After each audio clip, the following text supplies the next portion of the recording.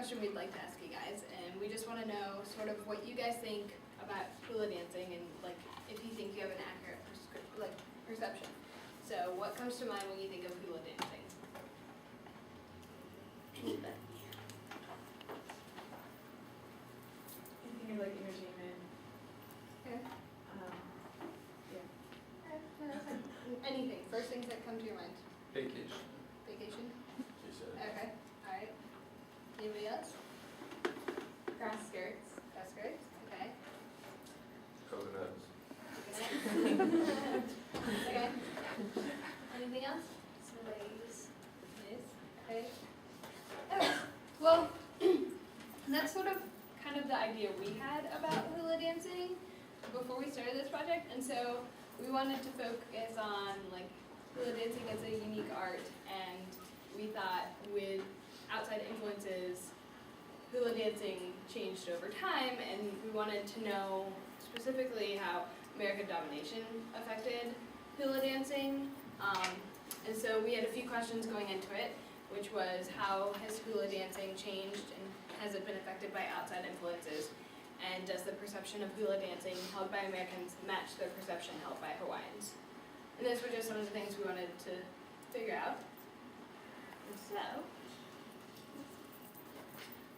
So we began by researching the origins of hula, and it's kind of unknown. It's full of like different myths about where it first came from. A bunch of different people claim that they had the first hula dancers, so there's no really one correct answer. And then a few of the like modern myths that are held about the original form of hula include that in ancient times only men danced the hula, but this can be proven false because James Cook, who was the first European to visit Hawaii, recorded seeing women dance on Kauai in 1778.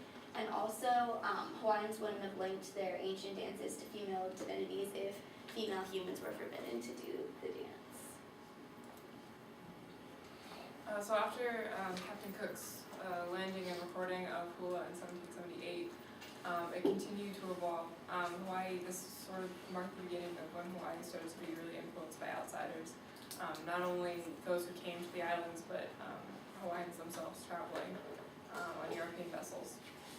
And also it was the introduction of Christianity to the islands. And Christianity acted to change a lot of aspects of the culture. So there's a myth that Christian missionaries banned hula, and although that's not true, they didn't outright ban it, they discouraged it a lot, and they saw it as a sexualized thing. So over the years, throughout the 1800s, monarchs began to convert to Christianity, and that influenced hula. So one particular monarch put a ban on it, but the ban was pretty ineffective. And then monarchs after that, in the later 1800s, began to include hula again, began to celebrate it as a part of Hawaiian culture, and brought it into royal doings.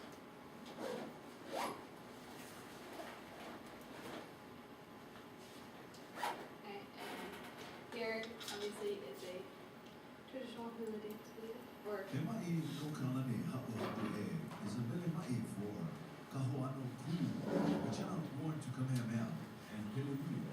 These melemai, or procreation chants, were written to strengthen the royal bloodlines and to ensure the continuity.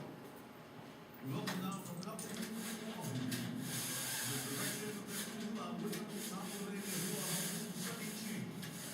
Welcome, Hala Na Hamo.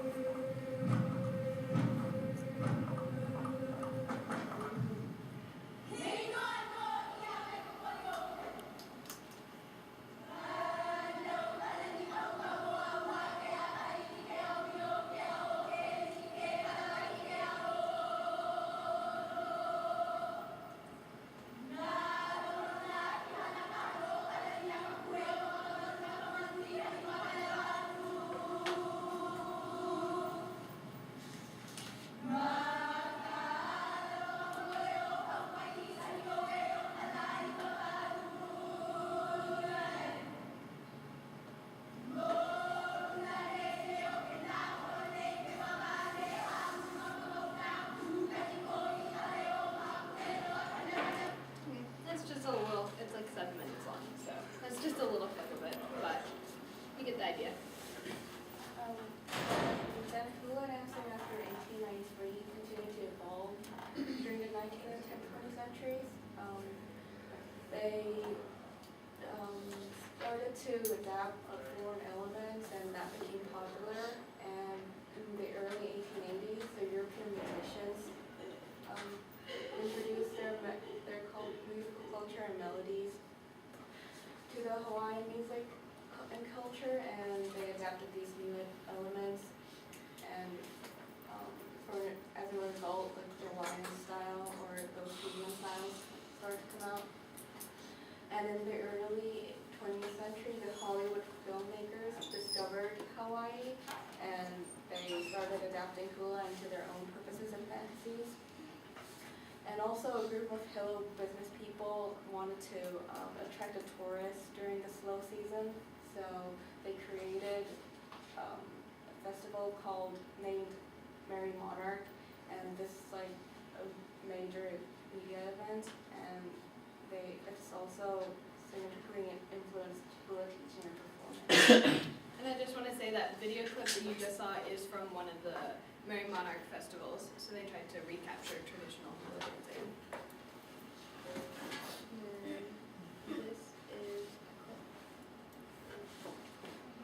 This is like the Hollywood influenced hula dance.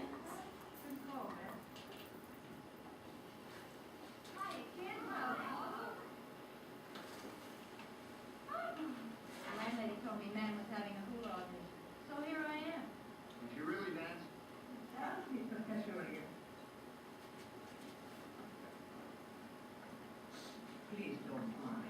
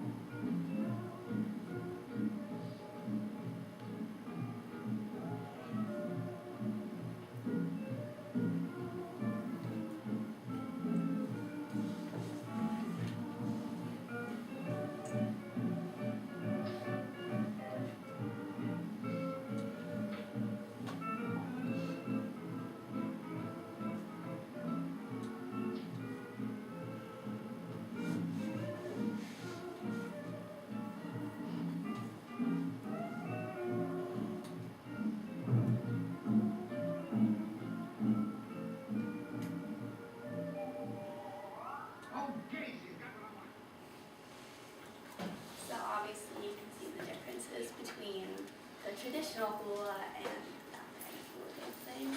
Yeah, and so for present day hula, there are generally two types, traditional and modern. And these are both performed and celebrated at the Merry Monarch Festival that happens yearly. Traditional hula is performed to chants and drum beats and clings to the movements of the original spiritual dance and rhythms of nature. More common modern hula incorporates elements from other cultures and includes a variety of instruments, including singing. There's also something called hotel hula, which is generally more considered exploitative entertainment. It is even though it is a form of modern hula, hotel is often criticized for its gratuitous emphasis on female sexuality in both its movements and costumes. Traditional hula is also said to contain unabashed expressions of sexuality, like the procreation dance. In pre-missionary days, the dance was performed by men and women that were scantily clad. However, unlike today's hotel hula, traditional hula's sexual elements are more spiritual and sacred, and they have more meaning.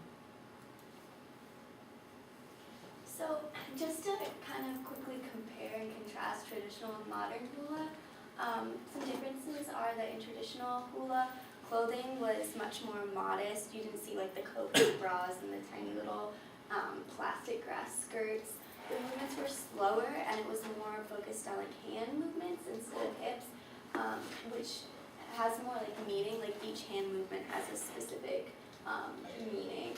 And usually a temple dance was performed by the youth before entering adulthood, and it was a way to like communicate with the gods, and it was really like an important ritual in their lives. And it involved chanting and traditional percussion instruments like drums or bongos. And then in the modern hula, obviously the outfits of the dancers have been manipulated and are very like overly sexualized. You see like the typical grass skirts and bikini tops and the flowers in their hair, and that's kind of what we usually associate hula with. It incorporates more modern music, and sometimes that's even in English. And it also uses more modern instruments like a ukulele or a guitar. And so we just have a few examples of that. Consists of gaze towards the sea and experience the welcome to you, our visitors to your village. This is Mahapa.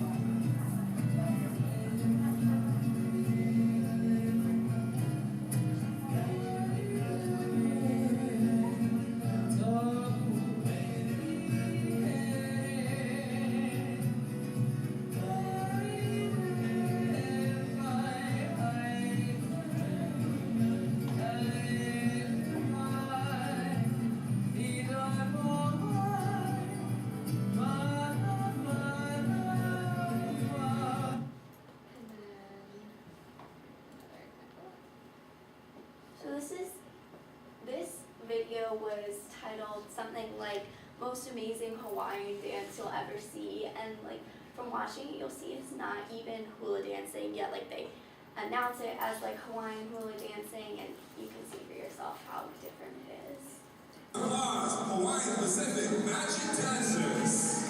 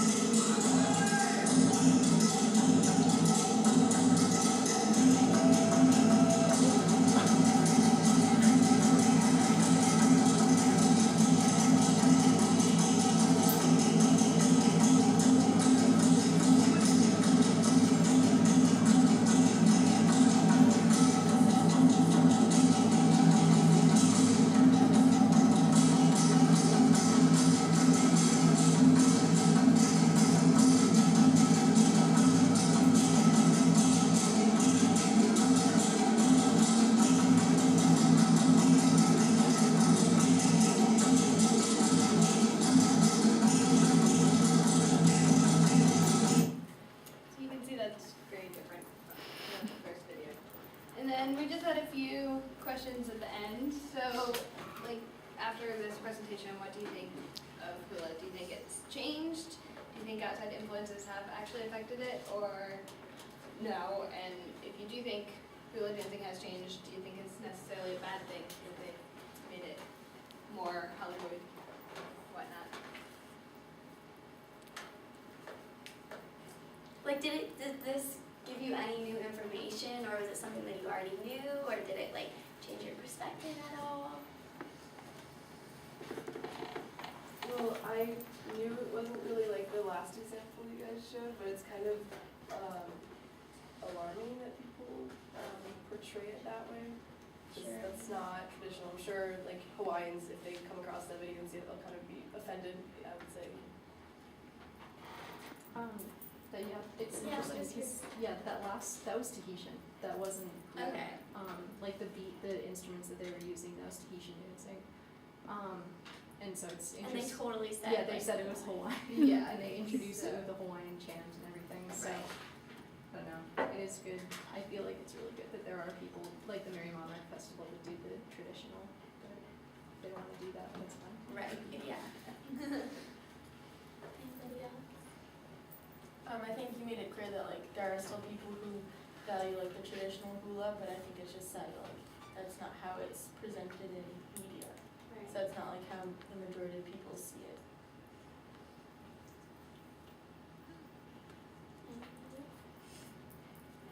Yeah, I'm just curious, when the Hollywood hula presentation, there is always a man gazing at the. Right. Yeah. And similarly, in the last slide we saw, I don't know how the female tourist audience will feel, but I certainly didn't feel very comfortable. Right. It's totally for like a man's gaze and like it's very sexualized and Okay, thank you for your group. So please hand in your class evaluation form because you are going to give them.